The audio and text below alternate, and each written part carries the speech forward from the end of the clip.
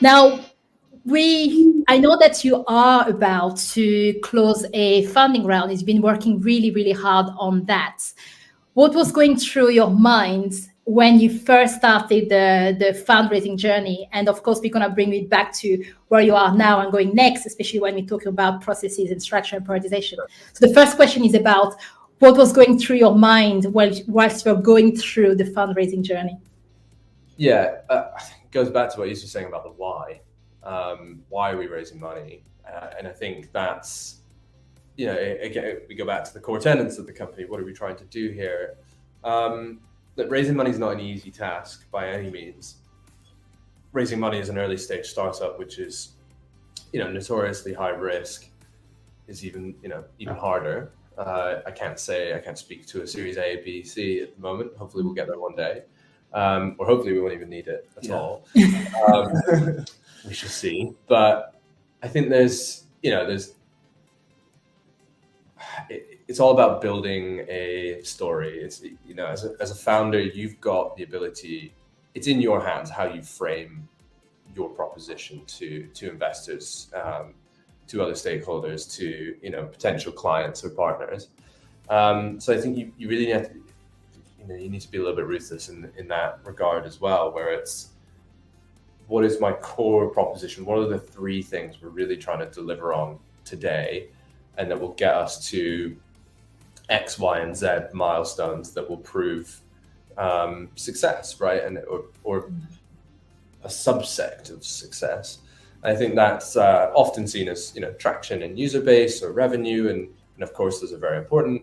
But there might be some other things in your business that you find are important milestones that will drive substantial growth. So, for us, that's things like people switching bills, or the number of active users we have, the number of clients we have on board, the number of industries that we cater to in terms of our comparison and switching and signups. Because the vision behind our business is that we want to build what we call a subscription store. Really one place where anything you pay for on a recurring basis is housed, and that's brought to you in the place you're managing your money. So in terms of fundraising, it's certainly not an easy process, and it will always, I think, take longer than anticipated for most people, at least those who I know that have also gone through the process. There are so many things that you just cannot predict, and so I think the key is to, at least for us, has been, how do we make it as easy as possible for someone to invest in our business? Same with sales, right? How do you make it as easy as possible for someone to pick up this product and run with it? Not saying we've always done a fantastic job, but we've come this far. We've got some big clients on board. We've got some really cool investors on board. And I think having a group of investors in your second round, in your third round, who are behind you, who are behind the vision, who can obviously continue to inject capital, but can bring other forms of value to you, whether that's introductions or knowledge, is completely invaluable. So I think starting this round that we've just gone through or going through, it's been about first going to our current kind of incumbent investor base and saying, look, this is what's going on. This is what the last years look like. This is what these are the lessons we've learned, the goals for the future, that sort of thing. And getting them, so that they continue to back the business. And at that point, it makes your external funding significantly easier. But by no means is it a walk in the park. And hopefully we'll be able to announce something fun before the end of this month, but we shall see. You mentioned partners there and other businesses that are also part of the community or that will be supporting the community. How have you found the experience of engaging with the businesses to join the movement? Yeah, businesses are, or so I guess the 2 main segments of businesses that we engage with are local businesses, for now, kind of like focusing on restaurants because they are the ones that provide meals to customers. And then the second are kind of like food manufacturers or basically companies that provide plant-based ingredients. Right. So for the local restaurants and that kind of business segment, we have found them to be quite engaging. I think there's kind of two things there. There's either their own association with plant-based, whether they are vegetarian or vegan, and also it's a very it's like a commercial opportunity for them, right? They also see that, or let's say it like this. The vast majority of our business partners are restaurants. A lot of them have kind of joined in our kind of MeatFreed partner network, and most of them have done that because consumers want more plant-based options, right? So we're not coming at them with a message that doesn't really resonate with them. They believe it because they know that it is good for the environment and health and so on. But then they also know that customers have been wanting it, so then they need to put it on their menu, and then now they also kind of see us as a way to showcase them, right? So I guess this also applies also for the plant-based brands who are kind of like challenging the $1 trillion global meat market, which is huge, and they are trying to kind of get at them by providing something that is just as tasty, but healthier and better for the environment. Non-tech founders, because that's another area as well where there's a lot of people who might have great ideas of building something, but they a bit worried about not being the expert when it comes to technology or not being able to speak the language with engineers. So how did you navigate that? Where were some of your challenges, especially when you first started building your company, your challenging regarding tech and being a non-tech founder? Oh yeah, it's like a totally different language. Ballerina trying to talk to a bunch of engineers is definitely interesting. But for me, I was very fortunate. So a good friend of mine who's actually one of our advisors now at Virtual Sapiens, I went to him first when I had this idea and, just kind of gut checked it with him. Like, is this possible? Am I crazy? Am I expecting like magic or too much? And he was like, no, this is definitely all possible, even with things that are pretty much out of the box in terms of the machine learning capacity.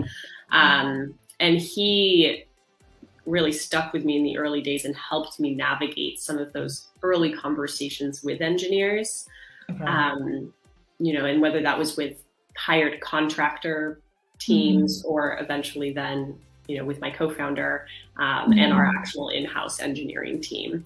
And learning every day though, like every day it's like, if you tell an engineer one thing, like they will take you so literally, so be very specific, which is a great practice for honestly anyone. I can relate to what you said because obviously I'm an engineer myself. Right. I started as a software engineer, and whenever I work with teams, it's really, communication, as we're talking about, is even more crucial to make sure that you kind of get the message across. And again, like one thing I love about what you said as well is this idea of not being the expert in everything, but being comfortable learning as you go as well. Because I've seen that some non-tech startups do struggle with that, but equally you do get tech startups that struggle with the other aspects of running a business, right? Because running a business is you have the sales, operations, you have to going in and find investors, which is kind of it's quite challenging. So when the earlier years of your when you're starting your business, what did you find was the most difficult aspects to navigate? I'm like, where to start? It's interesting when you're in this like beginning start phase, there's all this like energy and it's kind of like things can't go fast enough because you see this opportunity and you're like, like we have to go now.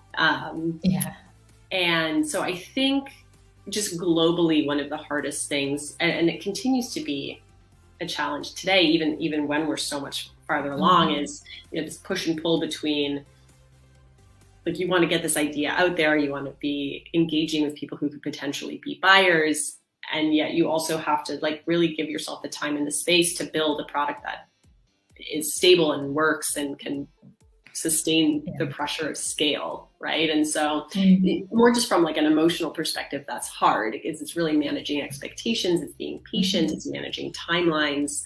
And that's something that I don't think people talk about as much because everyone's very kind of preoccupied with, well, you know, building your pipeline is really hard, or, you know, hiring those first engineers is really hard. And those things are hard, but, you know, they all kind of fall under that umbrella of product and going out to market and, you know, building that audience.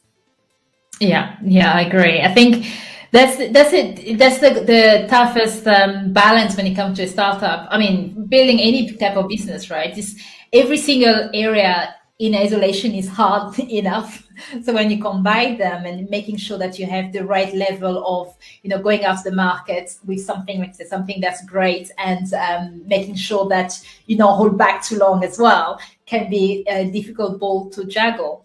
Earlier, you've mentioned like you do have a co-founder now, and one thing I picked up from what you said was that you kind of started on your own and then find your co-founder on the journey, or did you start it from the get-go with the co-founder? No, I was very much a solo founder when I first started this, and I mean, honestly, it's it's really funny to show up to an investor meeting and be like, "Hi."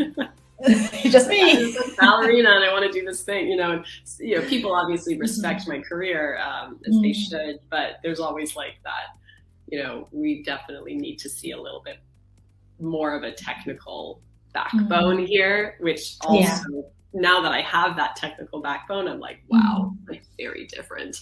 But yeah, no, I had to. It's really interesting, Nelly, because I went back and forth for a while on, you know, as to like whether I needed a technical co-founder or whether I could, you know, engage a CTO, or whether I could continue, you know, with the help of my advisor, whether I could continue to work with a like contracted team until we get some kind of traction. But in the end, I think it was, you know, I started working full time on Virtual Sapiens in January of 2021. And honestly, by April, by like March, like mid-March, I was like, no, what I really needed was a partner, like someone who would be thinking about this 24/7 with me, someone who I could text or call at any point and be like, hey, like, what do you think about this? And that's what I was really looking for. And of course, within the world of, okay, well, what kind of partner are you looking for? It's like, I definitely need the technical piece to be there. So that was a search I kicked off in, I mean, I had always been softly looking, but I really started looking in a lot more earnest in March. We can't leave without finding a bit more about you, Lorraine. I'm really passionate about Nama and everything that you're doing through that. But I'm also equally passionate about your own journey, all the way from all the things that you've done in research, in understanding policies and politics, and all the way to starting your own company. So, do you want to share with us some of the key points that went through your mind, or through as you were going through this journey of now being a startup yourself? It's hard. I think every day I wake up and I think, oh my God, this is so hard. Sometimes I think, just give me a regular job and a regular paycheck. It's hard, but it's ultimately really rewarding. The fact that, I can create a livelihood. I can create a livelihood, not just for myself, but for other people, help making the world a better place. And there's this thing called Ikigai, and I'm quite obsessed with Ikigai.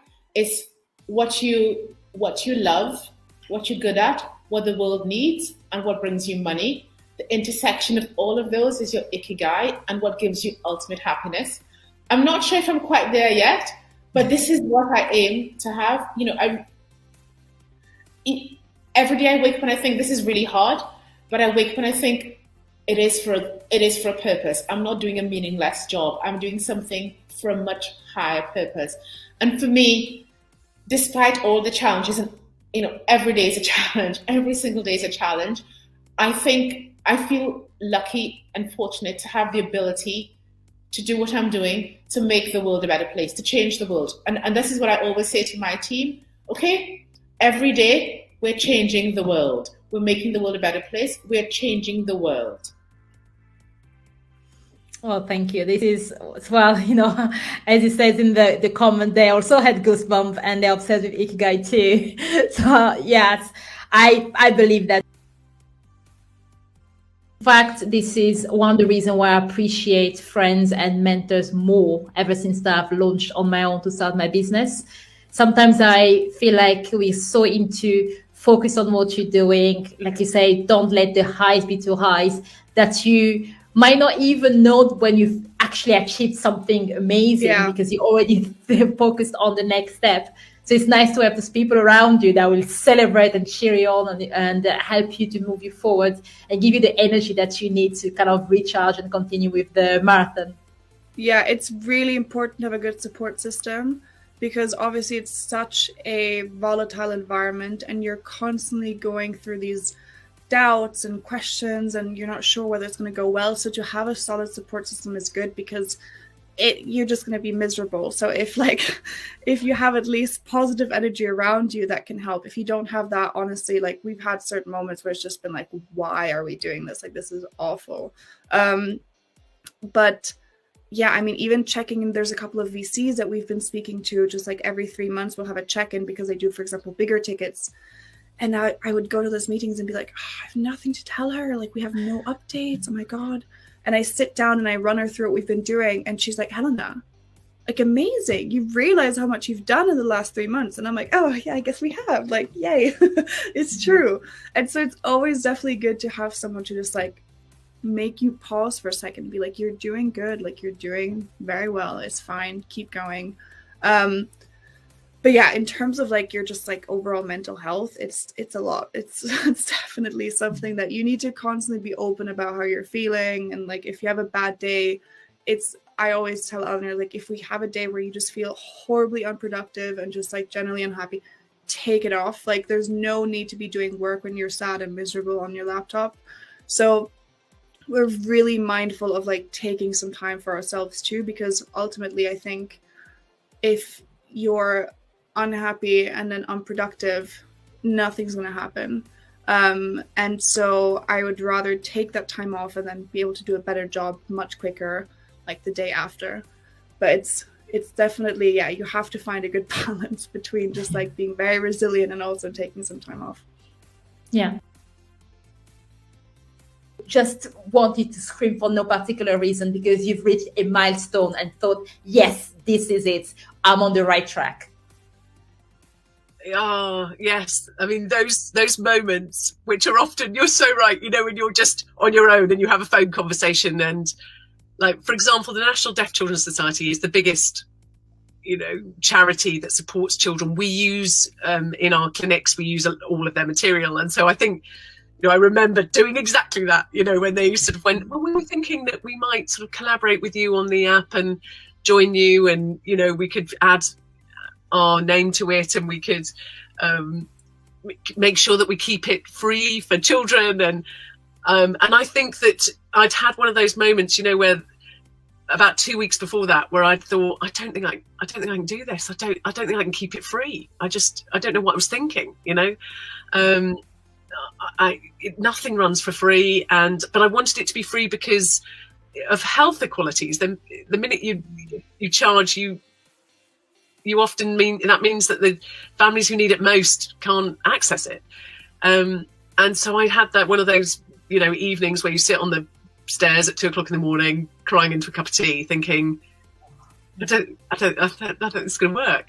And then the National Deaf Children's Society are on the phone saying, yeah, I think we need to support the app. And then you think, I did do that bit exactly that you were talking about, Nelly, where you kind of like finish the conversation, run out into the corridor. There's absolutely nobody else there. And you do a kind of like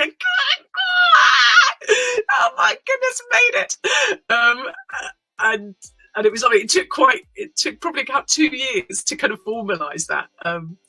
So it took a long time, but it's just been wonderful. You know, I think you're right. They're an important body themselves, and we all respect that. And so for them to respect what I was doing, I think that was a really important moment.